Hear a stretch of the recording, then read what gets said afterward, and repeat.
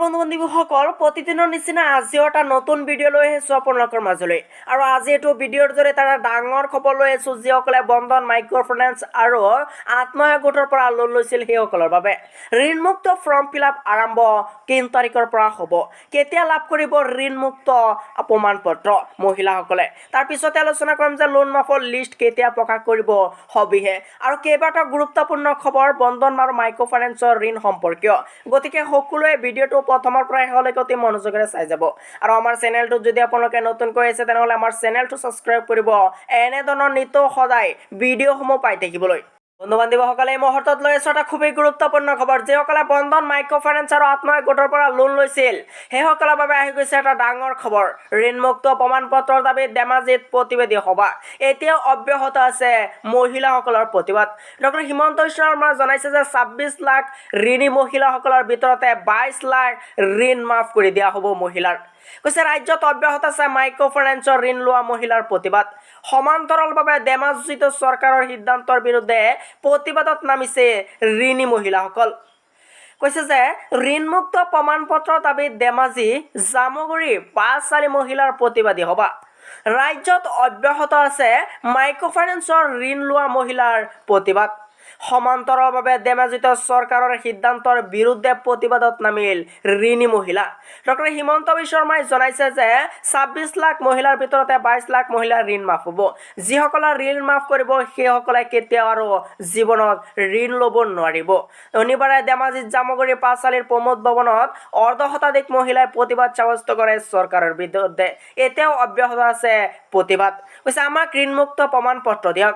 এতিয়া প্ৰতিবাদ আৰম্ভ হৈছে যাতে সেইসকলৰ ঋণমুক্ত প্ৰমাণপত্ৰ অৰ্থাৎ যিটো ফৰ্ম ফিল আপ কৰি দিব সেই ফৰ্মটো যদি পাই যায় তেনেহ'লে আপোনালোকে নিশ্চিত যে আপোনালোকৰ ঘৰত আহিব নোৱাৰিব বন্ধন মাইক্ৰ' ফাইনেন্স আত্মসহায়ক গোটৰ মেনেজাৰ বা কৰ্মচাৰী আপোনালোকৰ ঘৰত সোমাব নোৱাৰিব যদি আপোনালোকৰ এই ঋণমুক্ত প্ৰমাণপত্ৰটো পাই যায়। কৈছে আমাক জীয়াই থাকিবলৈ দিয়ক আদি বিভিন্ন শ্লোগানেৰে ঋণগ্ৰস্ত মহিলাই প্ৰতিবাদ আৰম্ভ কৰিছে।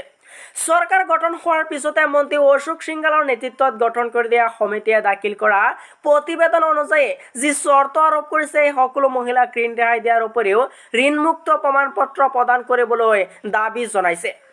অসমৰ দুখীয়া মহিলাৰ মাইক্ৰ' ফাইনেন্সৰ ঋণ উভতাই অৰ্থাৎ লোন উভতাই দিবলৈ বদ্ধপৰিকৰ অসম চৰকাৰ শুক্ৰবাৰে এই কথা পুনৰবাৰ দোহাৰিছে ৰাজ্যৰ মুখ্যমন্ত্ৰী ডক্টৰ হিমন্ত বিশ্ব শৰ্মাই।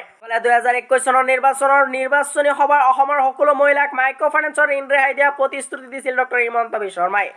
কিন্তু ঋণ ৰেহাই প্ৰদানৰ সন্দৰ্ভত চৰকাৰে শেহতীয়াকৈ জাৰি কৰা নিৰ্দেশনাৰ পাছত বিপদত পৰিছে ঋণগ্ৰস্ত একাংশ মহিলাই। চৰকাৰী এই নিৰ্দেশনা সলনি কৰা দাবীত সোমবাৰে তিতাবৰ তীব্ৰ প্ৰতিক্ৰিয়া প্ৰকাশ কৰে একাংশ মহিলাই আৰু 2021 চনৰ নিৰ্বাচনী সভাত বৰ্তমানৰ মুখ্যমন্ত্ৰী ডক্টৰ হিমন্ত বিশ্ব শৰ্মাই দিয়া প্ৰতিশ্ৰুতি আখৰ পালন কৰিবলৈ দাবী জনাইছে মহিলাসকলে। নিৰ্বাচনৰ পূৰ্বে মাইক্ৰ' ফাইনেন্সৰ ঋণ ৰেহাই দিয়া সন্দৰ্ভত যিহেতু কোনো ধৰণৰ চৰ্ত প্ৰদান কৰা নাছিল সেইবাবে বৰ্তমানৰ কোনো চৰ্ত নকৰাকৈ সকলো ঋণগ্ৰস্ত মহিলাকে ঋণ ৰেহাই দিয়াৰ দাবী জনাইছে মহিলাসকলে। তদুপৰি বৰ্তমান দুটাকৈ বছৰ কোভিডৰ ভয়াৱহ পৰিস্থিতিৰ ফলত মহিলাসকলে ঋণ ঘূৰাই দিবলৈ সক্ষম নোহোৱাত সেইসকল মহিলাৰ প্ৰতি মানৱীয় দৃষ্টিভংগীৰে ঋণ ৰেহাই দিয়া দাবী জনাইছে মহিলাসকলে। আৰু চৰকাৰখনে নিৰ্বাচনৰ পূৰ্বে দিয়া প্ৰতিশ্ৰুতি পূৰণ নকৰিলে পুনৰ ৰাজপথত আন্দোলন কৰাৰ সংসাৰ দিছে মহিলাসকলে। আৰু মুখ্যমন্ত্ৰীগৰাকীয়ে জনোৱা মতে ভাৰতীয় ৰিজাৰ্ভ বেংক অফ ইণ্ডিয়াৰ নীতি নিয়ম নমনাকৈ যি সংখ্যক অনুষ্ঠানে ৰাজ্যৰ মহিলাক ঋণ দিছিল সেই অনুষ্ঠানসমূহে ৰেহাই দিব। গতিকে চৰকাৰ তেনে ঋণ ঘূৰাই দিয়াৰ পৰা মুক্ত হৈছে। বহুতে কমেণ্ট বক্সত কমেণ্ট কৰিছিল যে কেতিয়া লিষ্ট প্ৰকাশ পাব যে ঋণমুক্ত কোনে কোনে পাইছে। যেতিয়া ঋণমুক্তৰ প্ৰমাণপত্ৰটো হাতে দিয়া হ'ব তাৰ পিছতে এটা লিষ্ট হ'ব কোনে কোনে মাফ পাইছে সম্পূৰ্ণভাৱে লিষ্টটো আপোনালোকে চাব পাৰিব।